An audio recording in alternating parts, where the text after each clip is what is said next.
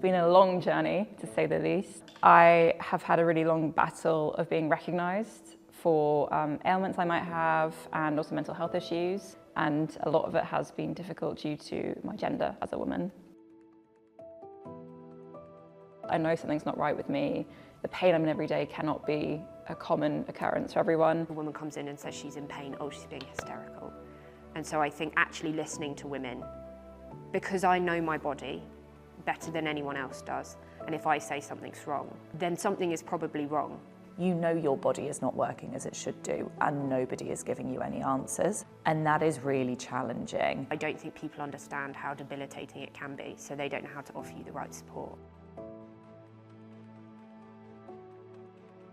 So it does take years to get diagnosed at the moment. So like one example, endometriosis, it takes on average 8 years from presenting with your first symptoms to actually getting that diagnosis. A lot of factors come into play. I'd say that one, it's because with the main symptom, it's pain, and pain is so subjective. Nobody knows how to quantify pain, so that makes it quite harder to know what is normal pain or what is severe pain.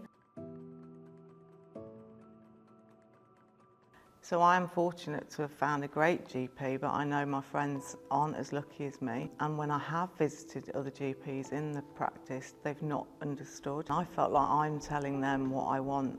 It's like a one-size-fits-all treatment approach. Where Western medicine really falls down is interrogating the individual profile of each person in depth to give them an understanding of exactly what is going on and what the right treatment is. For medical treatment, it's always the focus on the men.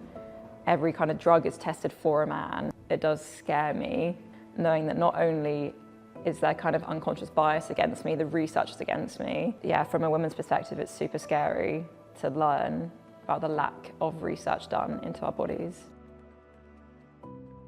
In med school, we do have teaching on the male reproductive system, the female reproductive system, in terms of really understanding the impact that these issues can have on somebody with a uterus, their day-to-day life. I don't think that's stressed enough. People are off work, can really break up families, the pain that they go through, and it's kind of like the onus is kind of put on the woman instead of something that we can help them with. I think that needs to be stressed more in medical school. People are coming a bit more educated on the alternatives to just going to the doctors for something, and unfortunately you as a woman you have to work very hard to find that information. It's not put in front of you, and GPs are very stretched, I get it, but it's a huge area that's missing. I don't blame the NHS at all. They're snowed under. GPs have 5 years of training, and they're not going to be able to understand everything and know every scenario. I think the NHS do an amazing job, but it comes at government level.